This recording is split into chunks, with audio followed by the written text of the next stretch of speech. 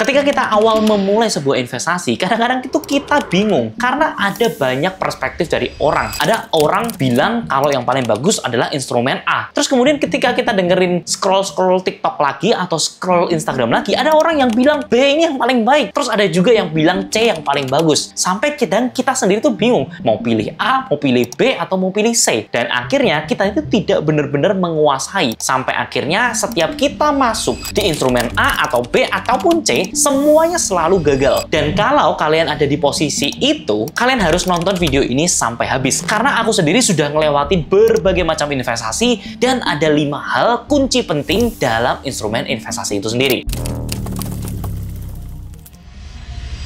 Yang pertama, yaitu adalah selektif. Kalian harus benar-benar pelajari dulu seberapa besar marketnya, seberapa potensial marketnya, dan dengan kemampuan finansial kalian saat ini, apakah possible untuk melakukan hal tersebut? Karena nggak semua investasi itu cocok di semua orang. Kalian harus benar-benar memilih dan menyesuaikan dengan keadaan ekonomi kalian saat ini. Kalian benar-benar mendalami supaya kalian itu tahu kalau misalkan seberapa besar potensial ketika kalian itu masuk di industri tersebut dan seberapa lama kalian itu bisa taking profit. Kemudian setelah kita mempelajari dan kita sudah select kira-kira instrumen A ini adalah yang paling cocok dengan kondisi kita saat ini,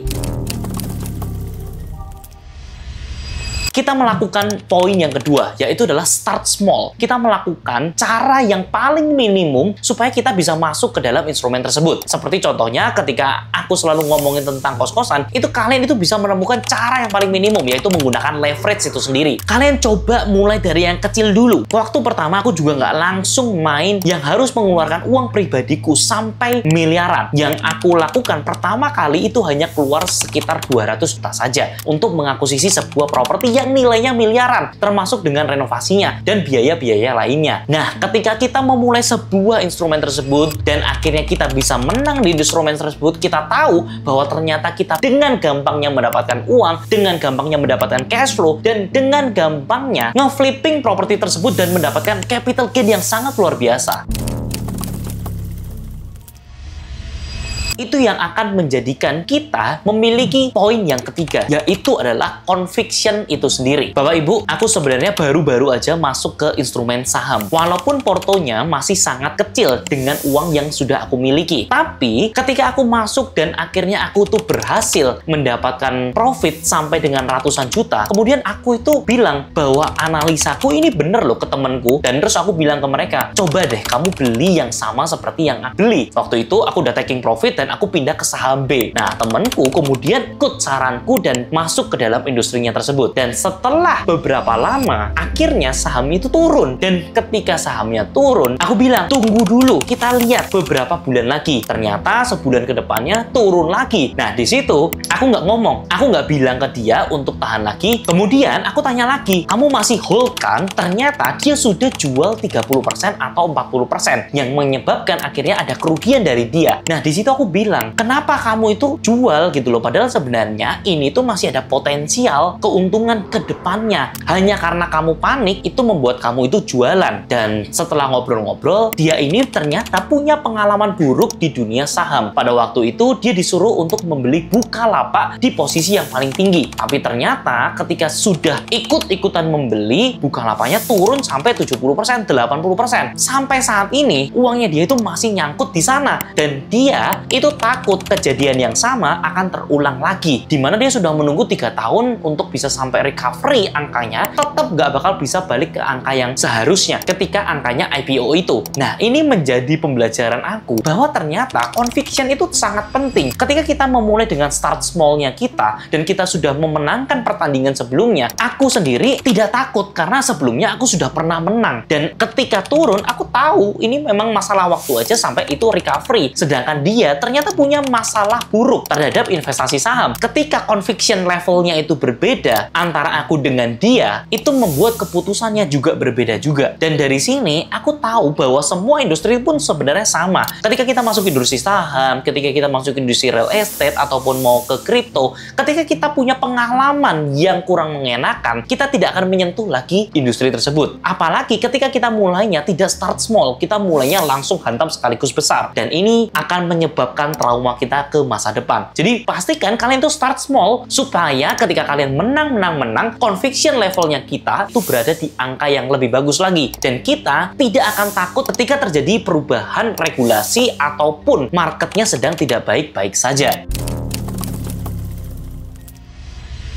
Dan yang keempat adalah fokus ke instrumen selama 10.000 jam. Banyak orang itu gagal karena mereka itu tidak menguasai selama 10.000 jam. Mereka ngerasa hanya 5 jam belajar atau 100 jam belajar aja sudah merasa hebat banget. Mereka nggak mau dengerin siapa-siapa lagi. Padahal ketika kalian sudah ngerasa hebat, sebenarnya kalian ini sedang di posisi tidak baik-baik saja. Pasti akan ada orang yang jauh lebih hebat lagi yang bisa kalian pelajari. Ini sama seperti yang aku lakukan ya. Aku sudah masuk di dunia real estate 6 tahun sampai 7 tahun. Tapi begitu ketemu dengan orang-orang yang jauh lebih hebat, aku rasa, oh ternyata apa yang aku lakukan itu masih bisa di leverage lagi. Menggunakan ini, menggunakan itu, dan banyak hal yang ternyata aku belum ketahui ketika aku di level yang 1 tahun pertama di industri tersebut. Mastering ini akan membuat kalian itu menjadi jauh lebih cepat untuk menuju tujuannya kalian. Ini ibaratnya kalian itu lagi ada di dalam permainan sebuah games.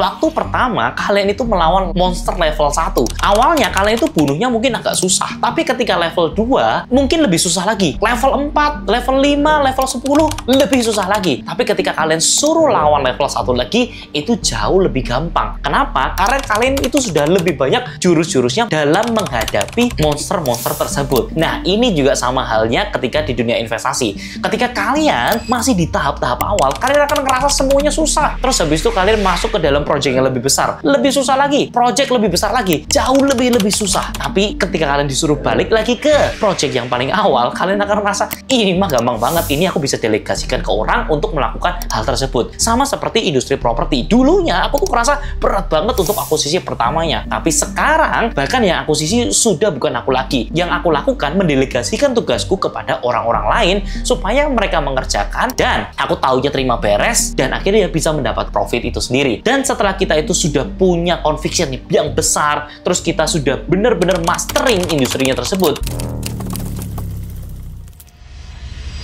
Yang kelima, dan yang menurutku yang paling susah adalah sabar. The hardest thing is doing nothing. Nah, teman-teman, sebenarnya aku sempat ngobrol sama salah satu temanku yang kebetulan dia ini fokusnya di industri saham. Pada waktu itu, 10 tahun yang lalu, aku tuh ketemenan sama dia, dan aku tuh ngobrol-ngobrol sama dia. Dia ini posisinya, ekonominya tuh mungkin pada waktu itu hampir-hampir sama-sama seperti aku. Tapi hanya dalam waktu 10 tahun, ekonominya dia jauh berlipat-lipat dibandingkan aku. Pada waktu itu aku tanya, kok bisa? Apa yang ngebuat kamu naiknya sangat signifikan secara kekayaan? Padahal kalau aku lihat ya, namanya Robert, dan pada waktu itu aku tanya, padahal kamu tuh nggak ngapa-ngapain ya? Rasanya kayak kamu itu hidupnya nyantai banget, nggak pusing, nggak punya banyak karyawan, tapi kok hebat banget kamu dalam instrumen investasi ini, dan kamu bisa nyantai terus. Dia bilang, jangan salah Ton, yang lebih susah daripada sibuk adalah nggak ngapa-ngapain. Bayangkan, selama bertahun-tahun dia itu masih makan di tempat yang sama, tidak mengeluarkan uang sama sekali untuk belanja, tidak hedon sama sekali. Yang dia lakukan itu sabar aja, diem terus sampai pertumbuhan perusahaannya itu growth sendiri. Dia nggak pernah trading sebulan lihatnya udah untung terus tarik, habis itu cari lagi, terus habis itu masuk lagi, tarik lagi. Enggak, dia itu